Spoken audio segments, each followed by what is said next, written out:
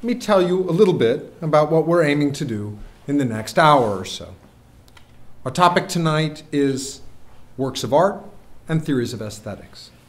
We're going to be talking about art and how we look at it. And we'll be thinking about these questions historically, or at least parahistorically. But before we go one step further, we have a confession to make, Sal and I. We come to you this evening wearing slightly peculiar hats. I wandered into the gallery next door and saw that you're having an exhibition on hats, so it's quite fitting. Flamboyant hats we're wearing this evening. Invisible hats. Invisible, flamboyant hats. As they are, as you can see, or as you cannot see invisible, I'll need to take a moment to sketch them for you. As they are flamboyant, you perhaps have reason for concern. But to that we may return as seems appropriate. So then, to these ethereal chapeaux. Tonight, Sal and I will be presenting under our editorial hats. The editorial hats placed upon our heads by the august editorial subcommittee of the Proceedings of the Aesthetical Society for Transcendental and Applied Realization, now incorporating the Society for Aesthetic Realizers, the periodical organ, and it is periodical, even episodic, I have an off-print here for those of you who want to consider it, of the eponymous body known universally by its felicitous acronym ESTAR-SER. ESTAR-SER is a private learned collective that understands itself to serve as the scholarly custodian to the historical documentation and ongoing legacy of the Order of the Third Bird. So what is the Order of the Third Bird? Well, that's rather the question for tonight, and it will be in large part what we'll discuss. But we should say right now that because the Order was a basically secretive organization, it can be a little hard to give a fully satisfactory answer to this question. We'll therefore need to ask you to be patient with us, to realize with us that these are vexed matters, and that, as is often the case in the hunt for birds, an indirect approach may be required. Here, then, is how we propose to use our time together this evening. First, we'll give you a bit of background on the Order. Then we'll turn to some new documentation that would seem to offer insights into a specific historical episode of some interest to those with an appetite for bird matters. And then finally, we shall close with some contextual observations and suggestions for further work, leaving time for questions and conversation. So here we go. Allow us then to sketch for you from the outset here a few basic propositions about the nature, history, and activities of the Order of the Third Bird. This is, if you like, what can be said with some certainty. The Order of the Third Bird is now, and has been for some time, a community of like-minded individuals, together with a penumbra of splitters and apostates, who concern themselves with formal practices of attention, in general, to works of art in a formal sense. Members of the Order have traditionally cultivated, transmitted, and refined such formal practices in the form of quasi-liturgical protocols of what is sometimes called practical aesthesis. Which is to say, the Order, which has tended to be cagey about its history and membership, creates occasions for collective, ritual, and quasi-performative attending on works of art. The theoretical framing of such bird activity, like its history, is difficult to unfold concisely and remains, perhaps intentionally, somewhat obscure. But we can quote from several telling fragments of the Order's documentation. So, for instance, we read in one internal, undated document outlining the organization's mission the following suggestive précis. A discipline of the senses is pursued. Both learning and judgment are bracketed in conjunction with a carefully controlled hedonistic asceticism. Temporary metempsychosis can occur, but must not become permanent. At stake, the relationship between art objects and those who regard them. There is perhaps no document of greater value in suggesting the basic preoccupations of the Order than the brief Plinian paratext from which the order would seem to have derived its name. It will be worth taking a moment to read this text too in full. And I'm quoting. Among the fragmentary Apilia ascribed to the 4th century Latin rhetorician Ausonius, we find an embellished retelling of Pliny's well-known story of Zeuxis and the painting of the child carrying grapes. This will be familiar to, I'm sure, all of you. Natural History, Book 35, Section 36. There, I'm still quoting. There recall, Pliny recounts the great painter's frustration that birds pecked at the fruit in the picture, since he, Zeuxis, takes it as proof that the boy in the picture is less well executed than his harvest, internally quoting. If I had done a better job on the figure, the birds would have been too frightened to approach, declares the old artist disgustedly. The pseudo-Ausonian version of this classic episode in the history of mimesis goes as follows in a prose translation, still quoting. It is said that Zeuxis went back to work on the painting in the hopes of improving the child. And then when he put this new work outside to dry, he hid himself in the bushes to watch. And we're told that he saw 3 birds approach. One, making for the grapes, seemed suddenly to notice the boy and flew off with a squawk. The second, similarly drawn to the fruit, disregarded their guardian entirely and pecked furiously at the illusory meal. But the third stopped before the tablet and stood in the sandy courtyard, looking fixedly at the image and seemingly lost in thought. What a curious bird, mumbled Zeuxis, but the bird did not move. We are to understand, then, that members of the order conceive of this third bird as, in some sense, exemplary of the proper mode of address to the work of art, though precisely how is nowhere elaborated, and it would probably take us too far afield to begin to speculate. At a minimum, there would seem to be some sense that a recognition of the status of the work as a work is a desideratum, that presence to the work may be a kind of end in itself, and that silence and fixity characterize the optimal conditions of practical aesthesis. Perhaps we should leave it at that. Though I'm tempted to add as an aside that I recently had an interesting discussion with a classicist of some distinction who argued, first, that this text, being unknown to him, was almost certainly not part of the Ausonian corpus, and that, two, he surmised it, the text in question, hailed from the early 19th century, not the 4th century, in view of its distinctively post-Kantian odor. We can return to this if you wish, since I think there is something to the claim, right? There is something unmistakably sort of third critiquey about the third bird's suspension, if you like, under conditions of aesthetic judgment. What we have here is that familiar vibration established between the faculty of the understanding as it reaches around for a concept adequate to a particular sensory experience of an object, said faculty, thwarted in its search for a concept, reaches back to the faculties of sensory apprehension, seeking additional information, if you like.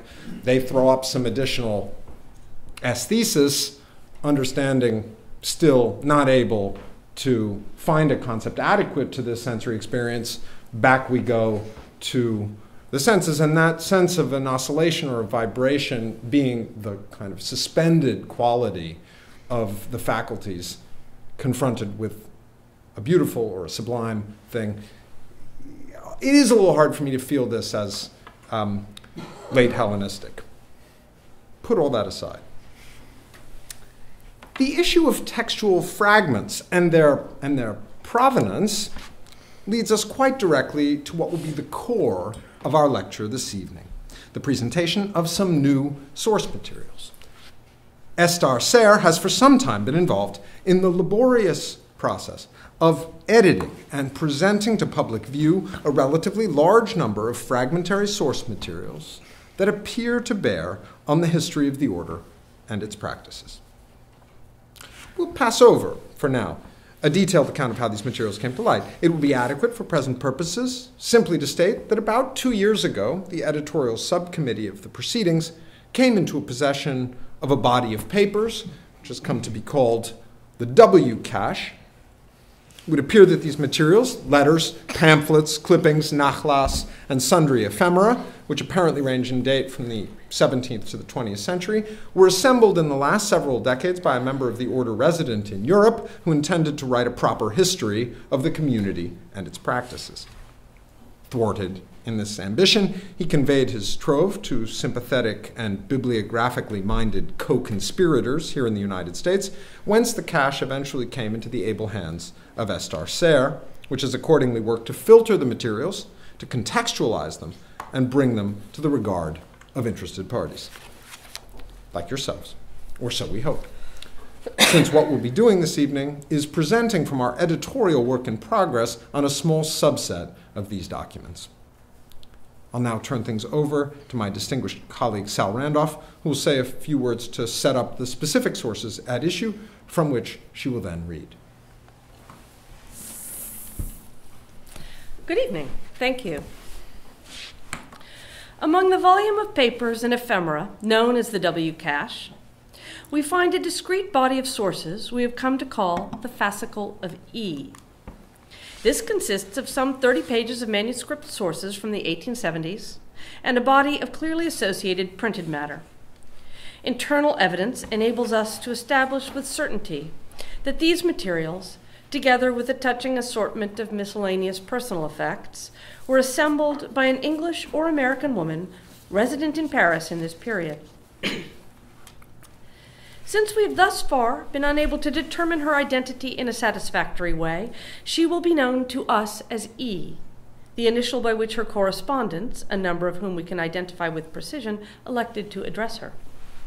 E, whoever she was, moved in a cosmopolitan circle of aesthetes and belles-lettrists, and it is evident that she was a woman of some means and not inconsiderable charm.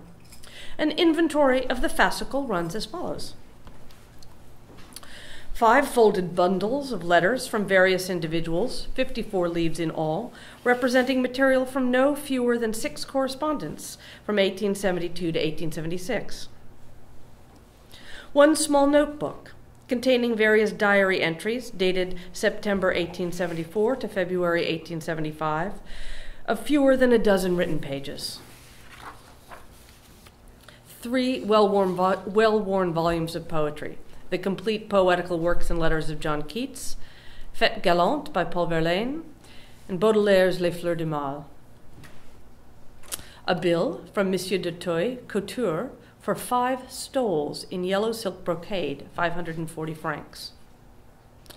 A hand-bound book consisting of 60 leaves covered in what appear to be minutes, written in an indecipherable shorthand or cipher. Several sketches of hands in various positions, most likely drawn from Roman sculptures in the collection of the Louvre. 1 single opera glove, white kid. And a note card from George Augustus Moore, dated 12 November 1874. And finally, a set of 6 photographs, badly water damaged, which appear to depict Egyptian statuary. We have in this fascicle, unfortunately, more material addressed to E than legible writings in her own hand. And in this sense, we find ourselves forced largely to reconstruct her through a process something like reverse portraiture. Her contours come into focus as we watch a small handful of lovers, suitors, and friends reach toward her in epistolary gestures, grand and delicate, telegraphic and baroque, intimate and mannered. As you will see, E was, it appears, courted by, and ultimately, it seems, incorporated into, a body of art worshippers, if this is the right term, whose practices bear more than a passing resemblance to those of the order. We would seem, then, to have to hand in the E fascicle a telling body of source material bearing on the history of the Order of the Third Bird. We have transcribed what we take to be the most striking of these. First, a letter of 6 leaves, dated 22 June 1874, penned to E in Paris by an Anglo-Irish dandy named Achilles Larminie Finn, at that time traveling from London to Edinburgh. Second, the brief note from November of the same year from the Irish memoirist and writer George Moore. And finally, a brief but telling excerpt from E's own diary of this period. Without further ado, then, we present these three texts, which I will read in full. I'll then turn things back to Graham for some concluding remarks. So the first is this quite long and fully descriptive letter from Achilles' Finn. Dearest E, forgive my poor hand as I'm writing from the train heading north. There seems so little time for correspondence amid my restless sojourning and endless enterprises, even for a correspondence so close to my heart as this one. But I remember well my long-standing promise to write to you something of the doings of the society which commands so many of my hours and so large a portion of my thoughts. Here is an account drawn from my notes of one meeting, somewhat typical, somewhat not, as they always are, which took place a fortnight ago. As you'll see, I cannot reveal everything to you, much as my heart prompts and my true moral compass directs.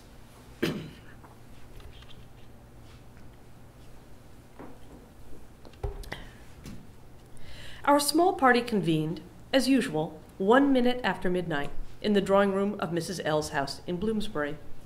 I was light-footed with anticipation, as we were to be present for the unveiling of a work which Captain C had unearthed recently in Cyprus, and which he assured us had been seen by no eyes but his own. We were 7 on this occasion, myself, Mrs. L, and the captain, as well as the sisters Miss P, and our colleagues Mr. F and Mr. S. All these ordinarily known as owl, lark, eagle. Why must a certain type of corpulent Englishman forever conceive himself a large bird of prey? Finch, warbler, tern, and other men play the fool, puffin.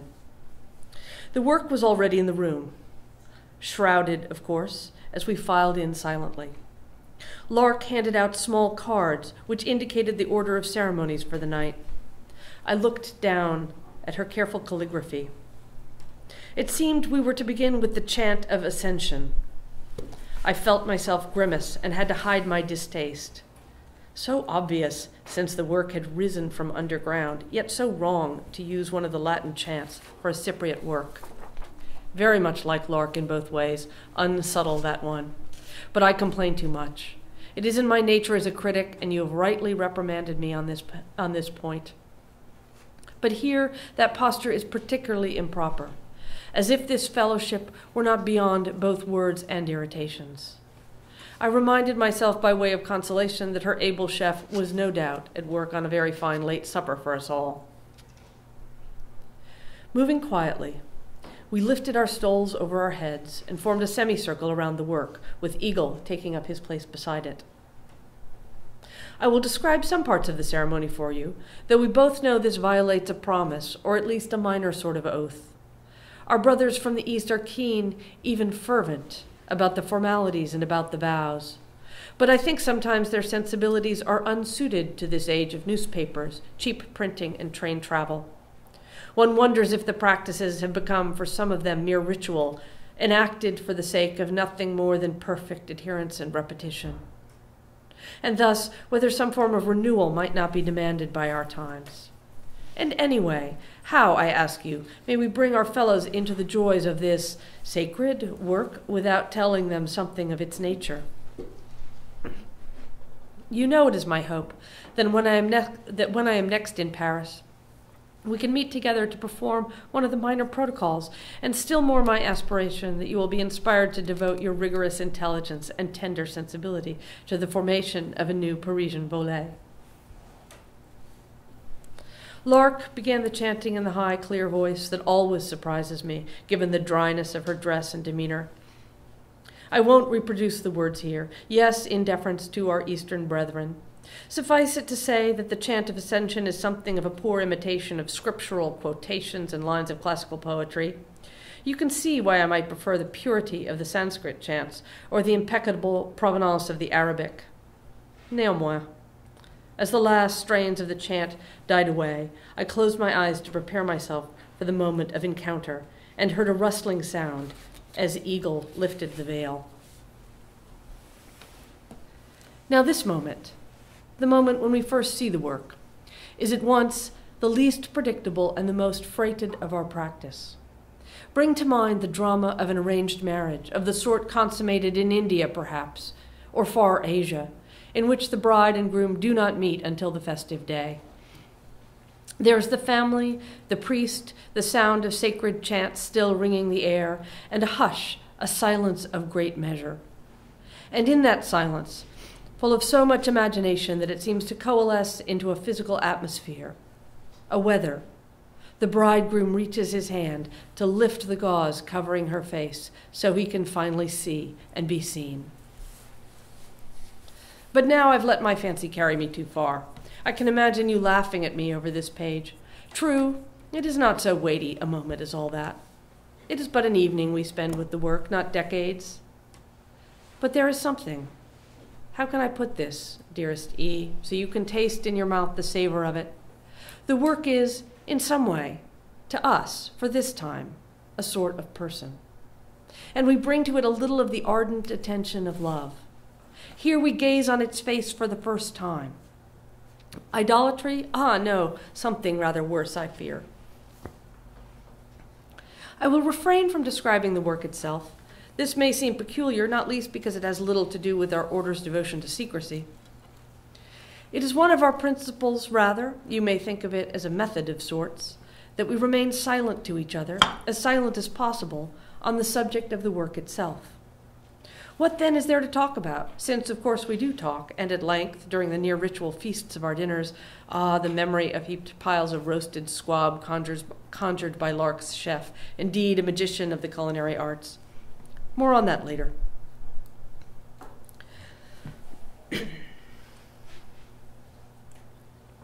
Some groups prolong the moment of encounter, but we keep ours like a thunderclap, just one indrawn breath and one sigh. The veil lifted, we breathed in, we breathed out. Then Eagle rang our small silver bell, indeed the same one Lark would later ring to call for changes of course as we ate. Our group has not yet been deemed worthy by the Eastern Brotherhood of the heightened status that would allow us the use of the fully traditional ritual appurtenances which I glimpsed on my visit to Cairo. After this, with a collective creaking of the floorboards, we each took a step forward, towards the work, to mark the posture of attendance. Here we make of ourselves something like servants to the work. We wait on it, but not with mere patience or callow abasement. The work is a kind of beloved. There is a word used in East India for the Hindu masters, worshipped by teeming hordes of followers, Bhagwan, which means at once teacher and beloved. It is a relation both exalted and intimate. It is something like this we seek with our work of art. We make it the master of us. We gaze on its face with love, learning each particular with our hearts as well as with our eyes. I make this sound, my E, like this is something one can do, when certainly it is not. Everything about our practice is in the realm of the impossible. We always fail. That is why we name each gesture of the soul as a posture, no more, and never forget it is a kind of imposture as well. We try to move our stiff and reluctant souls in a particular way, and if the practice has any sort of efficacy, it must be through the sheer attempt rather than through any achievement. Even on this occasion, I found myself recoiling in that first clap of encounter from the work. I could hardly believe Eagle had chosen something so, I would only breathe this word to you, dearest E, ugly. Yes, as I have told you, we are meant to push aside all forms of judgment, but, fair E, we are always and ever merely human. Sinners, as the Church would have it. But we do in our practice have a method, or technique, an inner rite, for just such a circumstance, for this particular and common form of sin. We call this the rite of reciprocation. When we are overmastered by judgment, we are to do as follows. Each thought that might be destructive towards the work, we turn and reflect on ourselves. So it was that I spent the first few minutes of the posture of attending not truly looking at the work at all, but bringing to my mind the ways in which I thought my soul ugly. Only by forgiving those, by transmuting them into peculiar beauties, could I ready myself to begin seeing the work. You know me well enough to know that I have no shortage of suitable perceptions about my own nature. The difficulty in the right of reciprocation lies not in the location of one's own blots, these are legion, but in the acts of forgiveness and transmutation. Finally, I could turn my sight from inner to outer and attend. The work and I simply existed. I could look. There are 33 minutes in each of the postures, and I had used perhaps 5 or 6 confronting my own faults. The rest I spent pouring myself into my gaze and pouring my gaze out and over and into the work. Lest you fear the fatigue of such pure looking, let me assure you that we are trained by the Society in many techniques of mental discipline.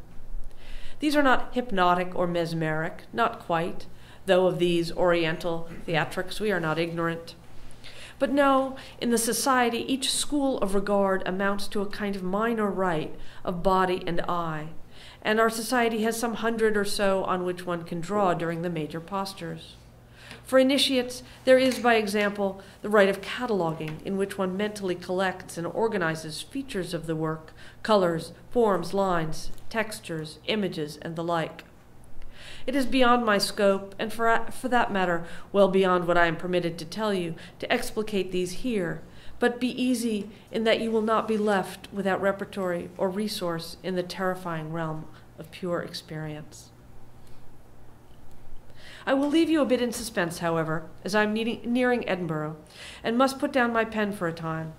I will take up my tale when I reach Fernie's dreadful old castle. I know it amuses you, to think of me enduring the cold draughts of that stony pile of faded grandeur. I imagine, too, your skepticism that I should put so much faith in the aesthetic, in something as spiritually frail as the act of looking. I want to be crossing swords with you, enjoying your imagined ripostes, but that pleasure will have to wait some months further.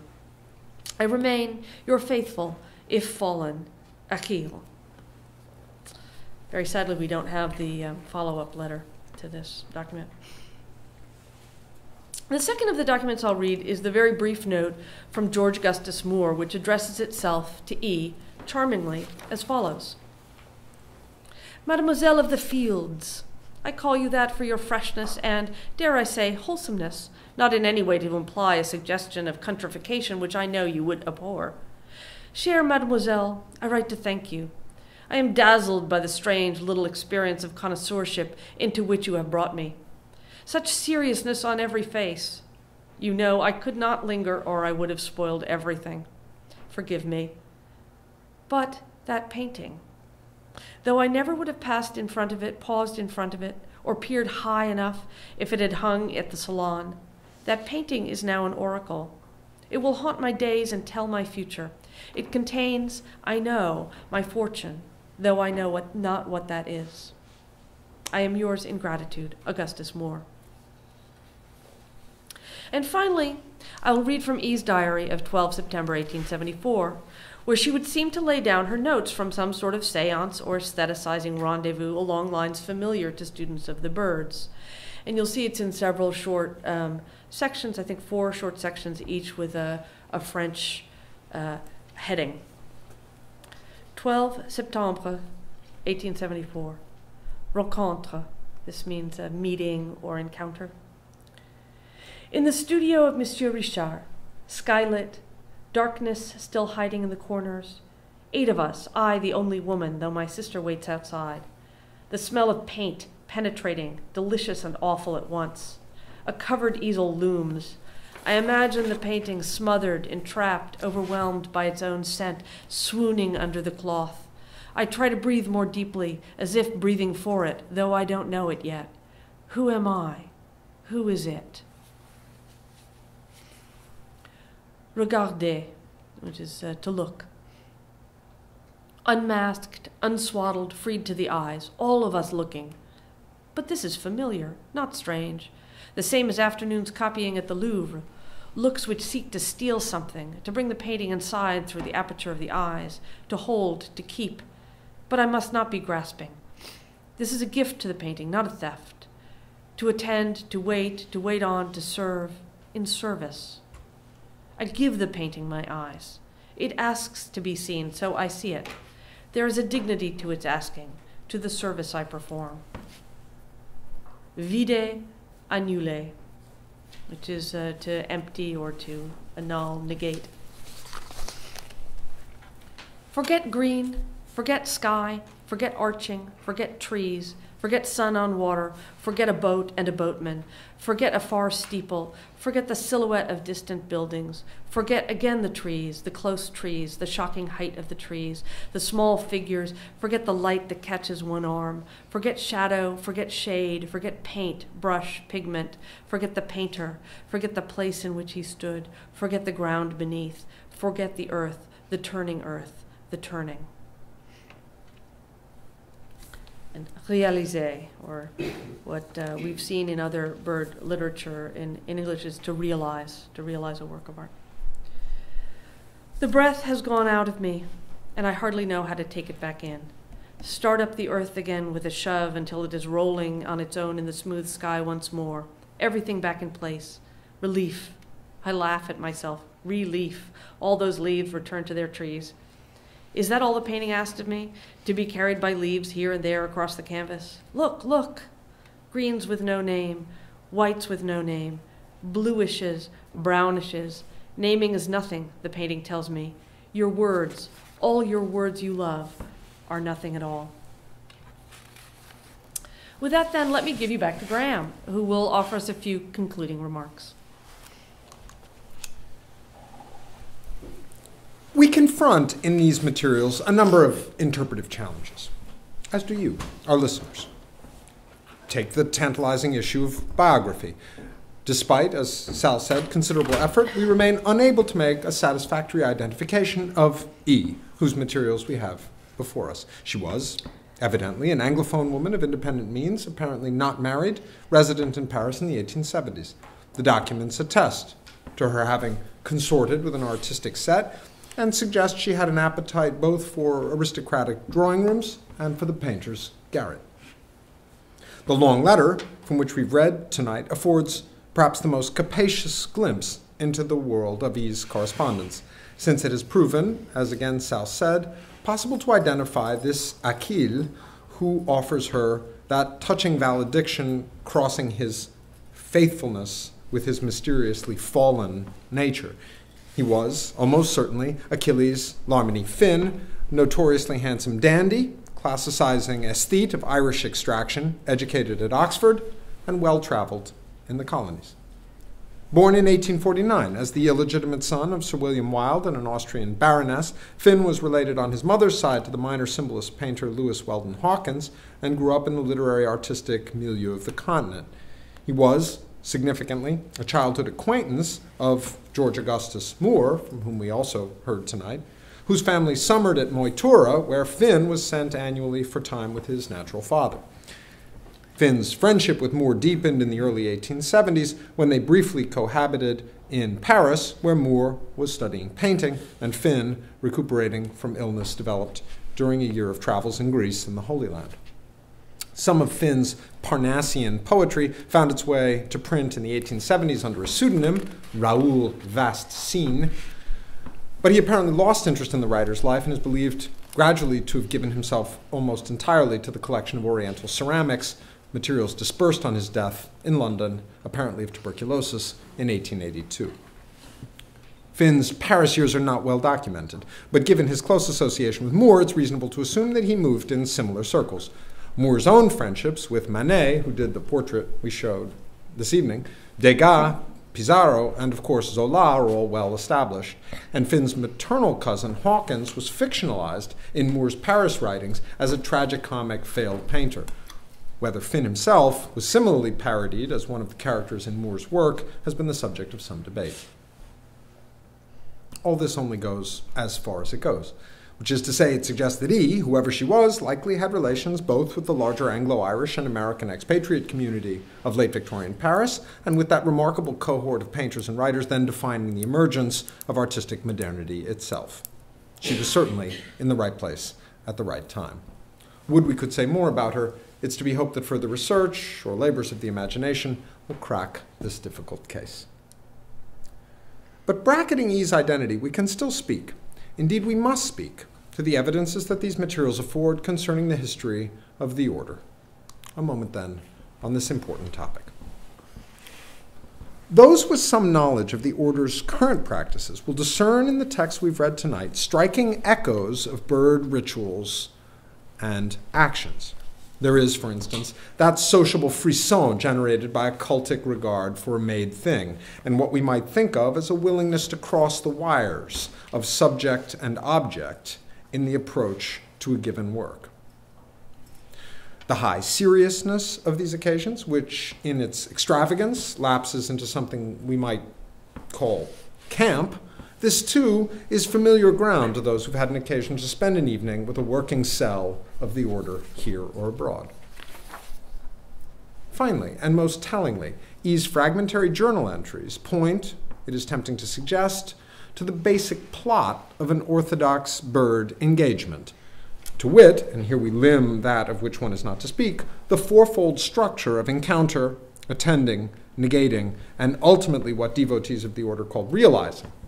This arc, if you like, whereby a work is greeted as a thou, regarded with generous attention, erased in a mental movement that rebounds on the observer, and finally brought back to itself through the labor of a seeing servant who wishes to answer that haunting question, "What do you need?" which can only ever be very awkwardly addressed to a mere thing. All this is achingly, tremblingly intimate material for an initiate to consider. But such considerations are for initiates, and here we are not qualified to speak, nor you to hear. So let us leave this territory immediately. What do we want from made things? And what do made things want from us? What is it to be the servant of made things? And what is it to be a maker? Can the past help us with such problems? If so, how?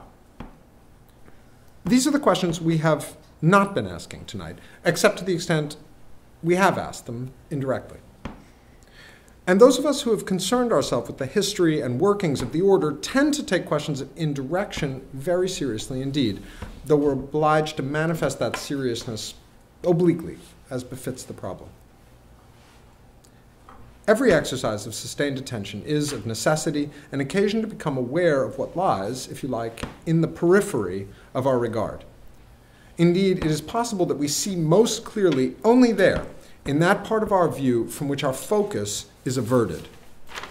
This is indeed a simple physiological fact about our eyes, that they perceive light with greatest discernment, not at the foveal center of our field of vision, but at the unattended edges.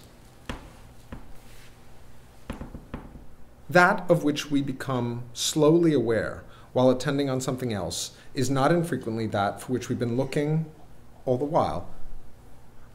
Unfortunately, such objects seldom survive the formal scrutiny that tends to follow this recognition. The order has a strong interest in such matters, and they have been perhaps the topic of our presentation this evening, which has circled that timeless problem of what it is to give one's serious attention for a sustained period of time to an illusion. Thank you.